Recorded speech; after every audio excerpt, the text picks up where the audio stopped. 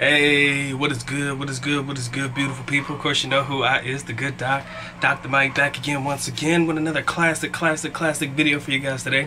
Sincerely hoped everybody is blessed. Sincerely hoped everybody's having a good one. The good doc is having a very awesome day. As the sun sets on a beautiful day here in the Philippines, I kind of wanted to talk to my gentlemen real quick, ladies too, about one of the biggest mistakes that you can ever make when choosing to date abroad or choosing to date Filipinas.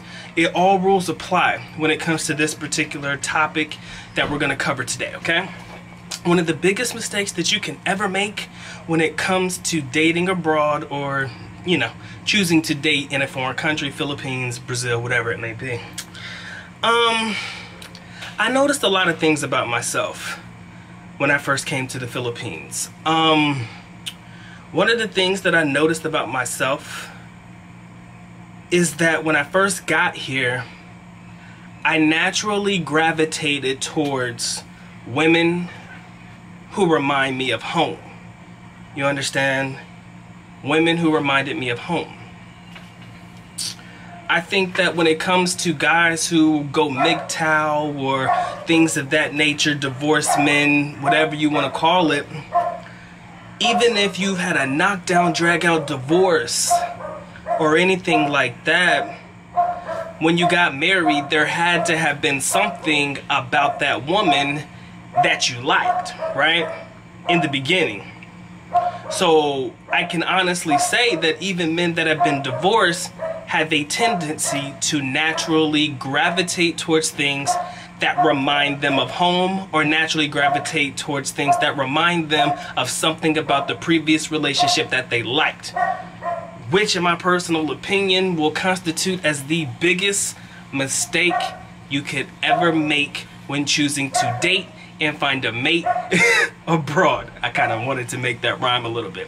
Absolute biggest mistake you can make. I'll give you an example real quick so you guys can pick up what I'm putting down. Let's say that you naturally gravitate towards strong, independent women.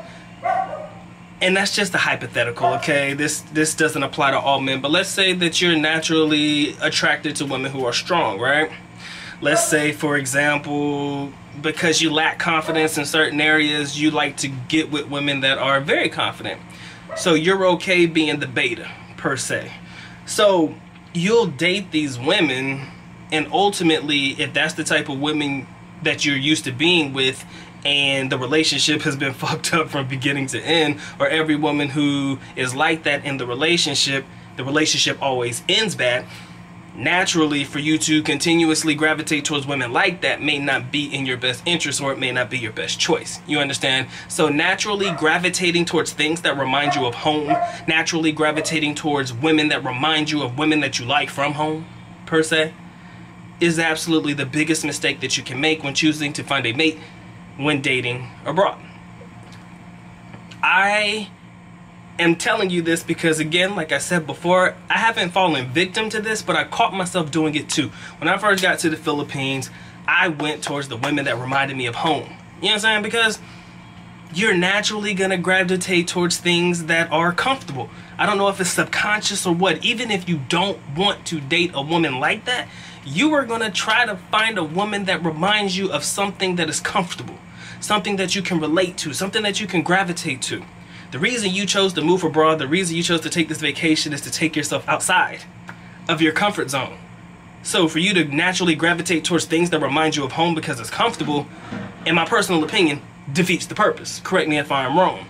It defeats the purpose for you to travel miles around the world and meet women. Not saying that's the reason you should come. You should travel because you want to travel, but to travel and then meet women, and then the next thing you know, you find yourself naturally getting into relationships with women that are like, you seem to have a type, right? So you naturally fall into a type of category of women that you like. So you're dating these women consistently, whether it's in the United States or whether it's here in the Philippines or Japan, Brazil, wherever you go. That kind of messes up everything. It kind of messes up your flow, if I'm not mistaken.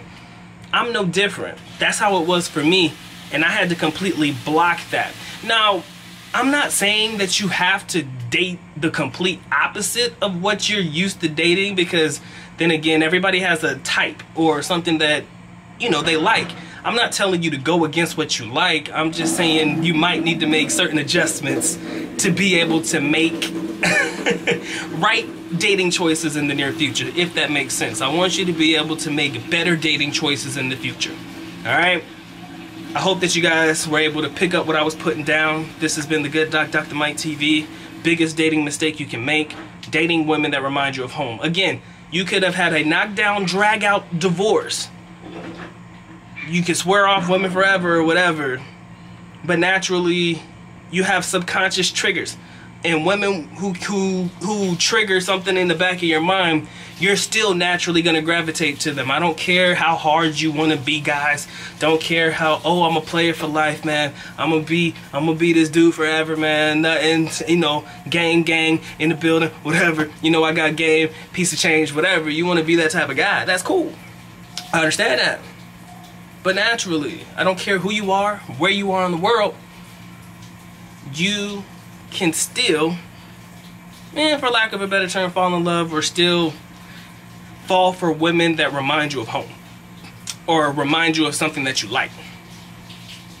And I hope that makes sense. This has been the Good Doc, Dr. Mike TV. Doc is out. Peace.